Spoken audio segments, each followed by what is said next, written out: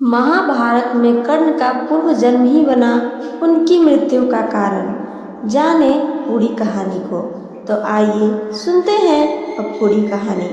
क्या आपने कभी सोचा है कि कर्ण की मृत्यु सिर्फ रणभूमि का परिणाम नहीं था, बल्कि वह एक श्राप था, एक पुराना अधूरा युद्ध था जो जन्मों जन्मों से चला आ रहा था।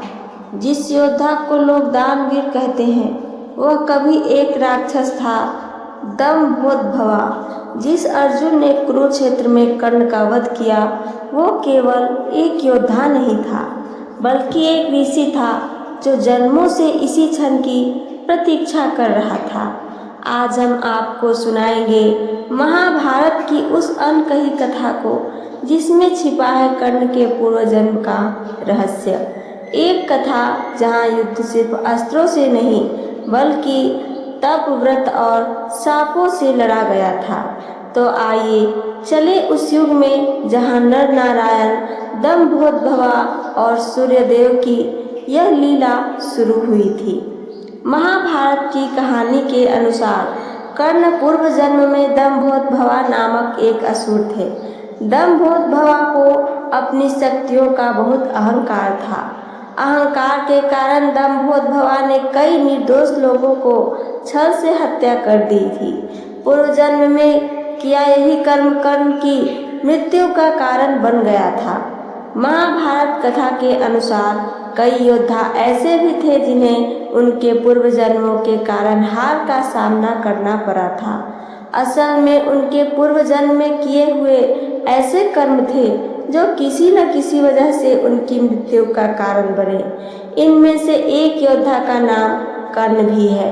आपको जानकर हैरानी होगी कि कर्ण अर्जुन का संबंध द्वापर युग से भी ज्यादा पुराना था।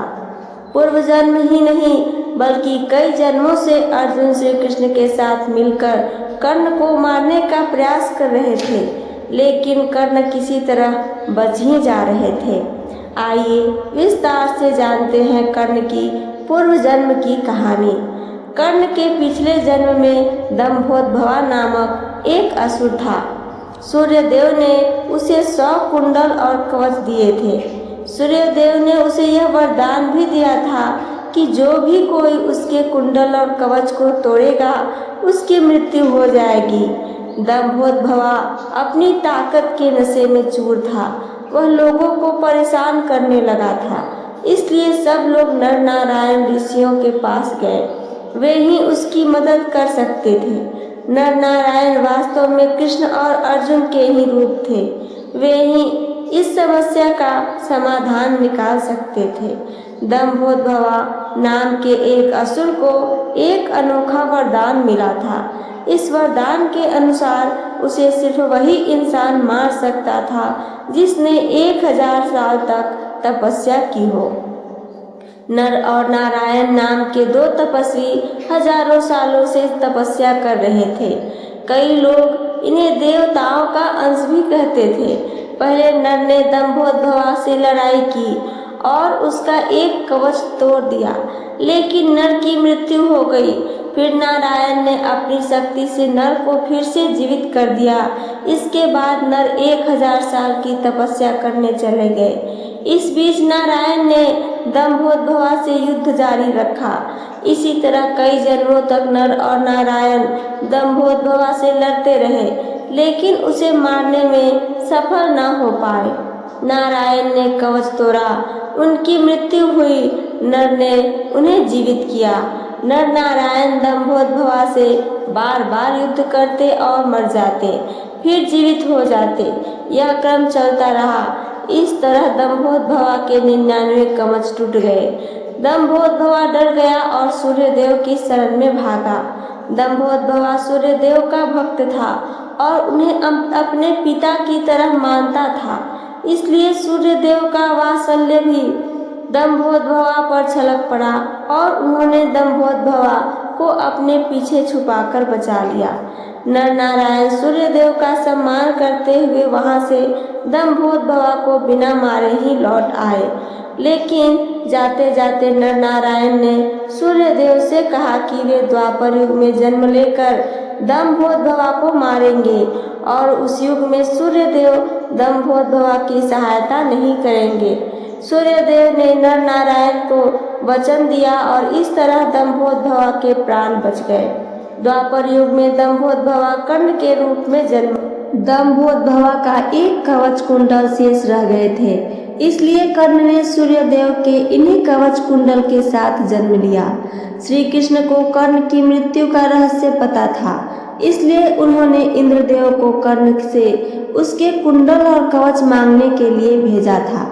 द्वापर युग में नर नारायण के रूप में जन्मे कृष्ण और अर्जुन ने कुरुक्षेत्र के रण में जन्मों से आ रही प्रतिज्ञा को पूरा किया। कृष्ण के मार्गदर्शन में अर्जुन ने कर्ण को निहत्था मारकर पूर्व जन्म की प्रक्रिया को पूरी की। इन सब का निष्कर्ष क्या है, आइए आगे वो भी सुनते हैं। कर्म और पूर्व जन्म की अटूट श्रृंखला। कर्ण की यह कथा हमें यह सिखाती है कि कर्म कभी व्यर्थ नहीं जाता और पूर्व जन्म के चक्र में हर आत्मा को अपने कर्मों का फल भोगना ही पड़ता है। श्री कृष्ण और अर्जुन द्वारा कर्ण का वध केवल एक राजनीतिक या राजनीति निर्णय नहीं था, बल्कि युगों युगों का पुराना अधर्म के अंत का संकल्प था। महाभारत की यह कहानी आज भी हमें याद दिलाती है कि धर्म, सत्य और न्याय की विजय समय चाहे जितना भी लगे अंततः निश्चित ही होती है। तो देखा आपने, कर्ण सिर्फ इस जन्म का योद्धा नहीं था, वो एक असुर था जिसने अपने अहंकार और अधर्म के कारण कई जन्मों तक नर नारायण का क्रोध झेला था और अंततः द्वापर में अर्जुन और श्री कृष्ण ने उसे युद्ध में पराजित कर जन्मों पुरानी प्रतिज्ञा को पूर्ण किया।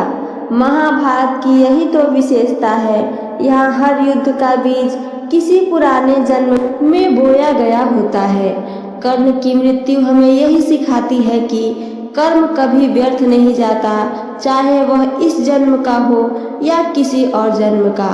अगर आपको यह कहानी पसंद आई हो तो वीडियो को लाइक करें, शेयर करें और हमारे चैनल डिवोशनल नॉलेज को जरूर सब्सक्राइब करें। सुनने के लिए धन्यवाद। कमेंट में हमें जरूर बताएं, क्या आप इस तरह की और भी गूढ़ कथाएं सुनना चाहते हैं? जय श्री कृष्णा, राधे राधे।